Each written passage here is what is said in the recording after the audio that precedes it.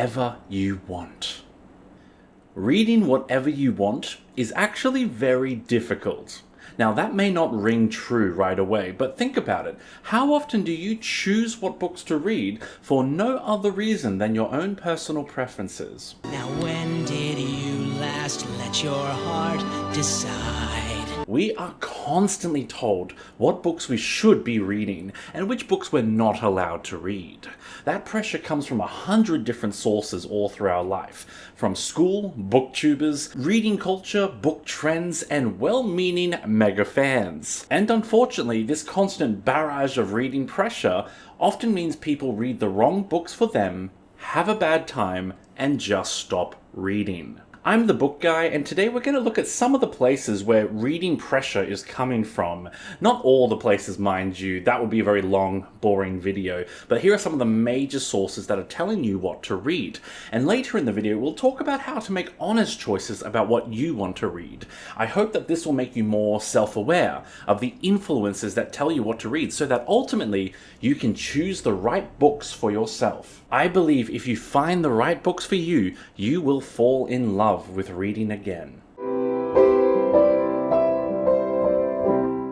We are taught to read in school, and we are given books to read. We are not taught how to choose books for ourselves. There is a big difference between primary and secondary education here. In primary schools, we are given lots of books to choose from.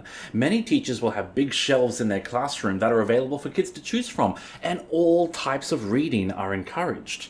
This changes going into high school, where an English teacher will come in and say, this term we are reading The Catcher in the Rye, and everyone has to read it like it or not. When this happens, we're not reading for enjoyment.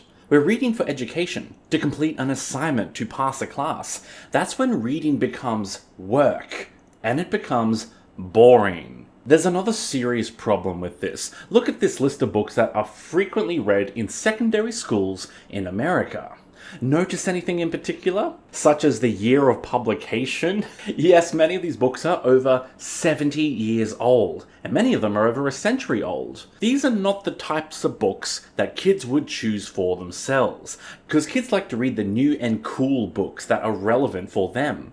These older books are clearly chosen by older people who want the kids to learn a specific lesson that's taught in those books. Again, we're not reading for our own enjoyment, we're reading because we have to learn a lesson. We're reading because of someone else's agenda. How dare you try and sneak math into this? This is likely the first time we will encounter reading pressure, and it leaves a negative taste in many of our mouths. We have to write an assignment that will check if we read the book the right way. We have to learn the right lessons. Tangenting here, but books don't have to teach you a lesson.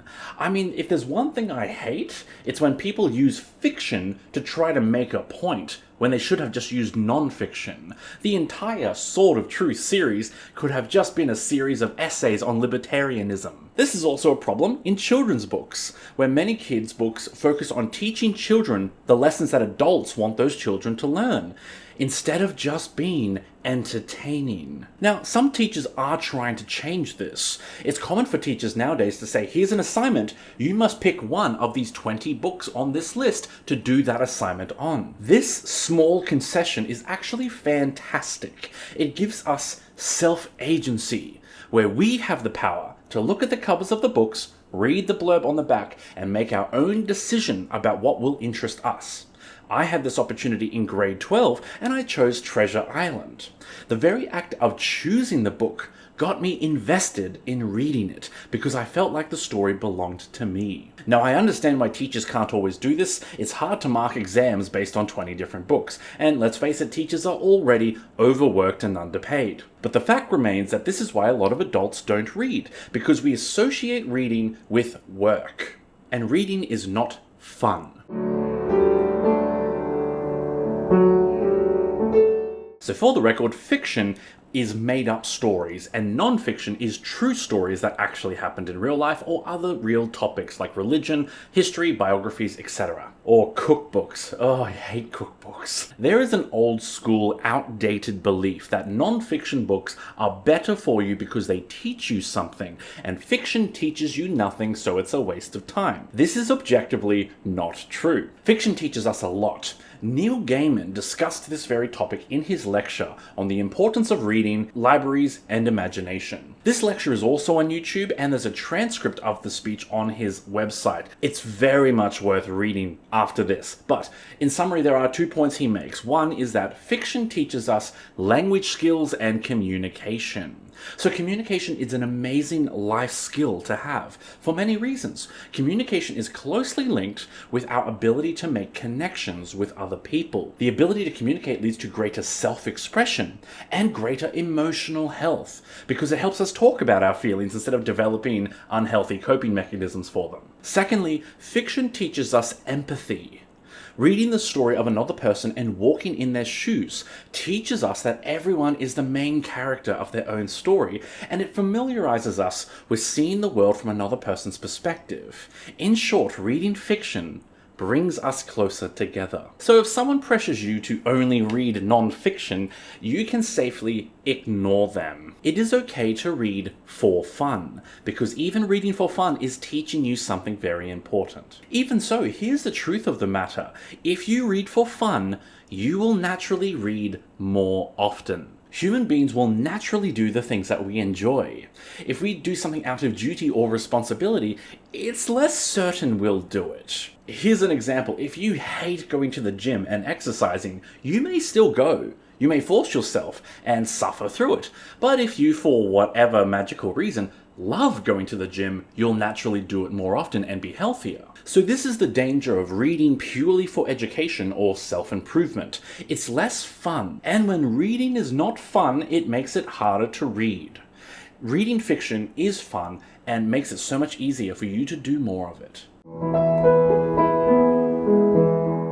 The self-help section in bookstores is always packed with advice from life coaches, spiritual gurus, billionaires, CEOs, financial advisors, diet and exercise nuts, and sports people. And a disproportionate amount of former soldiers giving life advice? Is that an American thing? A lot of people think if I'm going to spend time reading a book, it needs to improve me in some way. I know personally when I go visit someone in their home, I love to go look at their bookcase. However, 90% of the time, I'm disappointed because it's all self-help books. Who wants to talk about that? There's no conversation starter happening here about the books.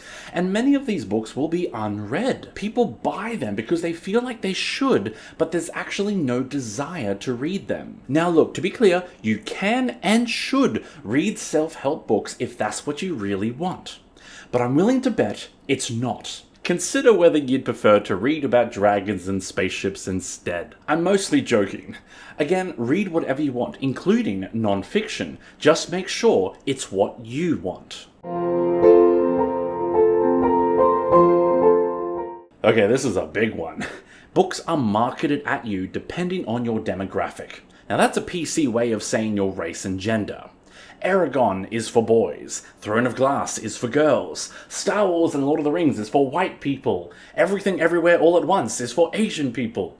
I'm speaking very generally with those examples, of course, but there is huge pressure to read according to your demographic. And it's bullshit. Demographics are terrible at accommodating for individual preference. Everyone has different tastes, and you shouldn't have to read something just because everyone who looks like you is also reading it. When I was growing up, I had 4 older sisters, and together they were collecting the books in the Babysitters Club series. I must have read about 50 of those books, but if I ever took them to school to read them, other kids would laugh at me for reading girls' books. Now, thankfully, I was always the biggest in my class, so they didn't laugh for long. To shreds, you say? But if a girl is getting teased at school for reading boys' books, she can't intimidate them and threaten them like I could. I didn't. Well, a little. That's not important. It really wasn't that bad of a beating. Personally, I would love to see more guys reading romantasy, and girls reading more slasher action flicks. Tear down those gender roles, people. They're just social constructs anyway. But read whatever you want.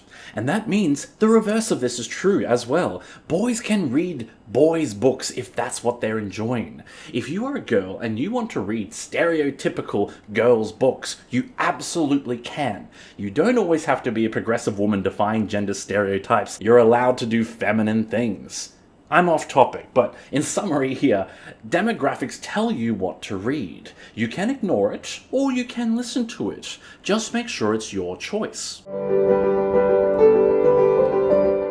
Book trends come and go, but it's hard to be in the book community without getting swept up in them. How many of us have read Fourth Wing simply because we felt like we had to? On a fundamental level, we are all human and we just want to belong. We want to be part of the collective experience. And just like peer pressure, sometimes we do things that we don't really want to just so we can fit in. Trends can be like that. Years ago, I used to follow book trends and read whatever books were super popular at the time, but it honestly sucked because I was not reading the right books for me. And it affected my writing as well. It pressured me to write stories that were more like those books that were trending. Because that's what was successful, right? Nowadays, I read what I want to, not what is trending. It's why many of the books on my channel are not part of a trend. I think the only time I've jumped on a reading trend was for Red Rising or Fourth Wing. Because trends come and go, but the books will always be available. You can read them in your own time. So if trends motivate you to go out and read a book because everyone else is reading it, then that's actually a great thing. Use whatever motivation you can to read. Just make sure you're only motivated to read the books you actually want to read. Don't read because of FOMO, fear of missing out. Let those trends come and go and read for your own enjoyment. If you travel to the densest part of the Amazonian jungle in the middle of a wilderness and say out loud that you'd like to read more, someone will just appear beside you and insist you read The Wheel of Time. It's me. I'm someone. Because The Wheel of Time is a great series and has some of the most passionate fans. But this is the problem. This recommendation does not account for personal taste. When mega fans talk about the series that they love, we can be a bit overzealous. You must read my favorite book! What we forget is that people have different tastes to us. We can't tell everyone to read our favorites because no book is for everyone. It's all art. It's subjective. Everyone relates to it differently. There is no such thing as a perfect book. So if someone is looking for book recommendations, the first thing to do is to ask them, what books do you like? Or maybe what movies do you like? And then recommend something similar to that. Don't just jump straight into pushing your favorite series on someone else. Not everyone wants to read Malazan. If someone says they like romance movies, you may have to start by recommending Sarah J. Maas, regardless of your personal opinions on her work. Do you see the point I'm making? Recommend books based on what the person will like, not what books you've liked. This also works the other way around. Sometimes people will pressure you to read their favorite series. You don't have to. You can say no because you prefer different books. That's okay too. Oh boy, what a sensitive topic. But one worth talking about it because it affects many of us. People who grew up in religious homes, schools, or communities and spent a lot of time in churches and synagogues and mosques will face a lot of rules about what type of content they're allowed to engage with. Now, because this is a sensitive topic, I want to put a little disclaimer here. I personally am not anti-religious. I believe we need religious freedom and I believe religion can motivate people to be good and kind. But I also believe it's important to criticize religion if and when it legitimately harms people. In the same way we need to criticize our government for the same reason. And I would argue that limiting what people are allowed to read can be harmful and therefore cause for criticism. Okay? How does religion influence what we read? It's different for everyone and it depends on what religion you're talking about and how intense the devotion to that religion is. It's not just about morals either or avoiding sex and violence. Religious people can take issues with all kinds of stories. So to avoid generalizing and stereotyping here, I'm simply going to draw from my own experiences. I grew up in a Christian home and I started reading books at a young age. However, my parents were extremely concerned because I was reading fiction. They said I should be reading true stories. Yes, I faced religious disapproval because of fiction itself, not even for morally bad fiction. I used to borrow books from the library and read them in secret, because if I was caught reading a novel, there would be trouble with my parents and long lectures, amongst other things.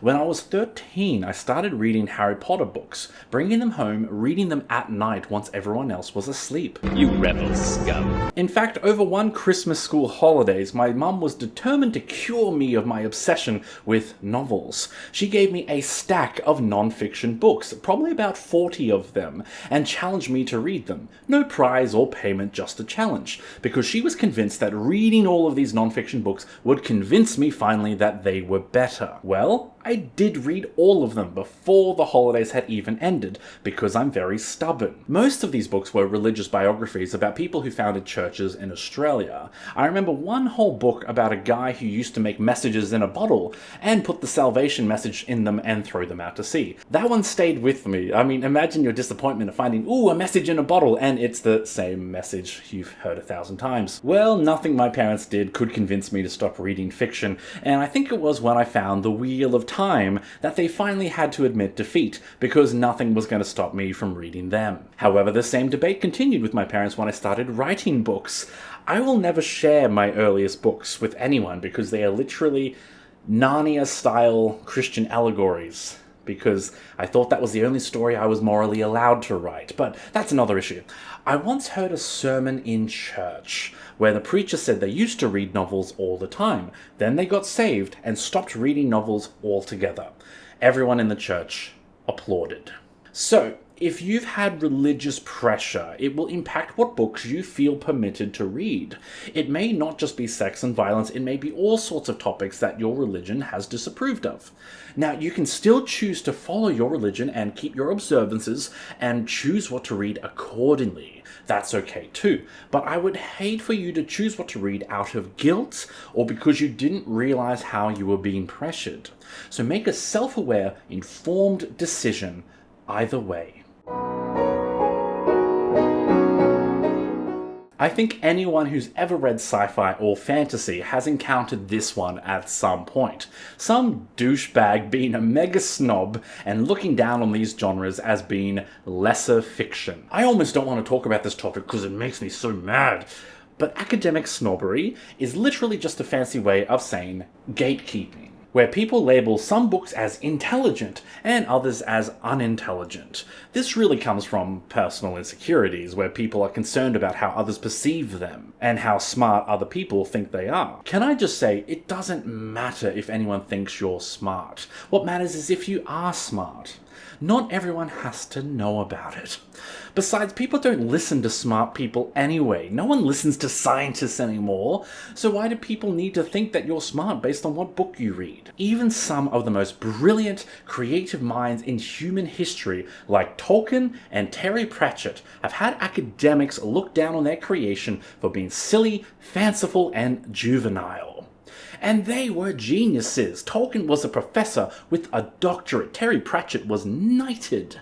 And still they were criticized. So don't put any stock in people who criticize science fiction and fantasy. Read whatever you want. Okay, this is the last one of these. Many of us choose what books to read based on what will impress other people. Oh, I've read Malazan, I've read War and Peace, I've read the entire Cosmere. I mean, I have read all of those, but that's not the point. Actually, War and Peace is a pretty damn good 60-hour audiobook. Never mind. The problem is that reading to impress other people can negatively impact our enjoyment of reading. Sometimes we suffer through books that we don't really like, just so we don't have to tell people that we gave up on them. Now, this can work both ways, for good or ill. Sometimes telling people your goals can motivate you to reach them. Sometimes telling people, I want to read all of The Wheel of Time, will empower you to actually follow through on that big reading challenge.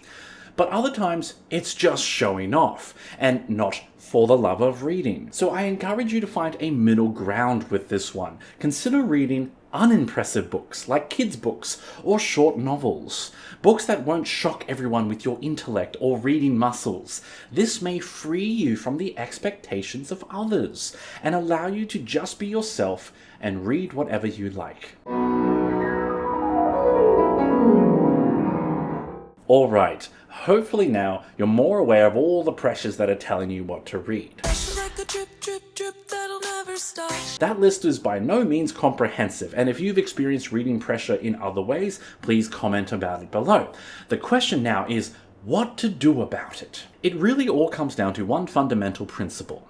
If you enjoy reading, you will read more. But you won't enjoy reading if you're only reading what other people tell you to read. People tell you what to read based on their expectations, their preferences, their priorities. At the end of the day, books are a very subjective art form. No two people enjoy the same book the same way. We all have our own experiences, so don't worry about other people and their experiences. Just make the most out of your own. So this is my call to action. Be honest with yourself, be bold, and admit what books you want to read. Don't read because someone's pressuring you. Don't read to please others or impress others. Read because you will enjoy it and for no other reason. So when you cannot decide what to read next, try this. Pretend you are totally alone, last person on earth, and you can pick whatever book you want to read without anyone ever knowing. What will you read now?